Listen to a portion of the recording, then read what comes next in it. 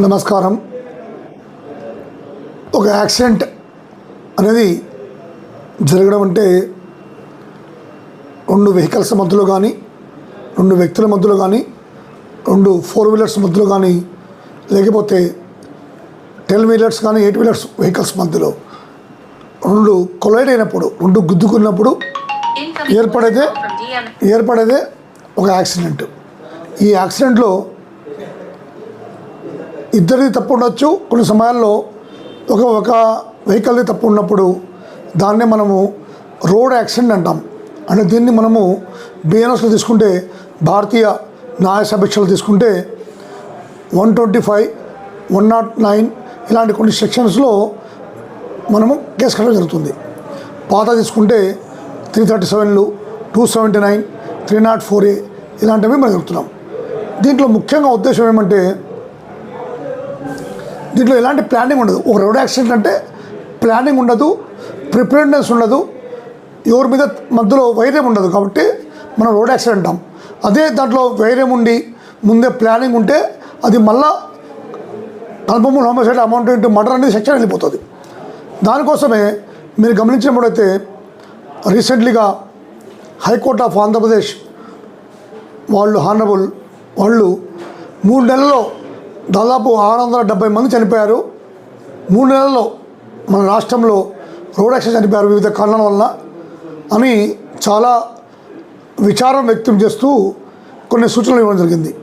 దాని ప్రకారంగా మనం గమనిస్తే, ఎవరైతే ర్యాష్ డ్రైవింగ్ చేస్తున్నారో సెక్షన్ మోటార్ వెహికల్ యాక్ట్ ప్రకారము 183 కానీ, స్పీడ్గా పోవడం కానీ, డేంజరస్ డ్రైవింగ్ 184 డేంజరస్ డ్రైవింగ్ కానీ, లేకపోతే 185 రేసింగ్ చేయడం కానీ, 189 రేసింగ్ చేయడం కానీ, 195 అంటే బండిని స్టార్ట్ చేసి అంటే కీ ఆఫ్ చేయకుండా, బండి ఆఫ్ చేయకుండా పోవడము, ఇలాంటి వివిధ కారణాలతో మనం గమనించినట్లయితే అక్కడ మనము ఈ రోడ్ యాక్సిడెంట్ కేసులని రిజిస్టర్ చేస్తుంది.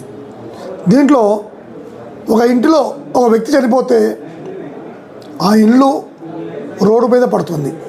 ఎందుకంటే ఒకటి, ఇంట్లో పెద్ద మనిషి చనిపోతే అతని భార్య, అతని పిల్లలు, తండ్రులు, అతని ఆధారపడిన వ్యక్తులందరూ ఒక అనాథలు అవుతారు. దానివల్ల ఆ కుటుంబమే విచ్ఛిన్నమైపోతుంది, తునాతులకలు అయిపోతుంది. దీన్ని పురస్కరించుకొని మా పోలీస్ తరపు నుండి, ట్రాఫిక్ పోలీస్ కర్నూలు తరపు నుండి మా ఎస్పీ గారు బిందు మాధవ్ గారు, గౌరవ బిందు మాధవ్ గారు, మరియు డిఎస్పీ ఆఫీసర్ గారు, అడిషనల్ ఎస్పీ అడ్మిన్ గారు హుసేన్ పీరా గారు చెప్పడం ఏమంటే, ఎట్టి బస్సులో ట్రాఫిక్ అవేర్నెస్ అన్నది చేయడం జరుగుతుంది. అదేవిధంగా మనుషులను అవేర్నెస్ చేస్తూ, ట్రాఫిక్ ప్రోగ్రామ్స్ పెడుతూ, కౌన్సిలింగ్ చేస్తూ ప్రజలను మార్పు చేయాలని చెప్తున్నారు. దీన్ని పురస్కరించుకొని మేము కర్నూలు పట్టణంలో ఒక 25 నుంచి 30 ప్రదేశాల్లో ఫ్రీ లెఫ్ట్ టర్న్లు, యూటర్న్లు ఇలాంటివి అమర్చి కొద్దిగా ట్రాఫిక్ యాక్సిడెంట్ తగ్గినాయి. ఇంకోటి ఏమంటే, ఈ పట్టణంలో గమనిస్తే ర్యాష్ డ్రైవింగ్ అనేది ఎక్కువ ఉంది. సైలెన్సర్ తీసుకొని పోవడము, మోటార్ బుల్లెట్లకు కొత్త సైలెన్సర్లు అమర్చడము. రెండోది, డ్రైవింగ్ లైసెన్స్ లేకపోవడము, రిజిస్ట్రేషన్ నెంబర్ లేకపోవడము, ఫ్యాన్సీ నెంబర్లు వేసుకోవడము, కొన్ని ఆటోల వెనకలైతే నలుగుతా, పొడుస్తా, ఏం పిక్కుంటావో ఇలాంటి కొన్ని స్లోగన్స్ పెట్టుకుంటూ వాళ్ళు వివిధ రకాలుగా పోతున్నారు. దీని కింద మేము స్పెషల్ డ్రైవ్ చేస్తూ గత 2 నెలల ముందు 150 సైలెన్సర్లు, బుల్లెట్ సైలెన్సర్లు తీసుకొని క్రష్ చేయడం జరుగుతుంది.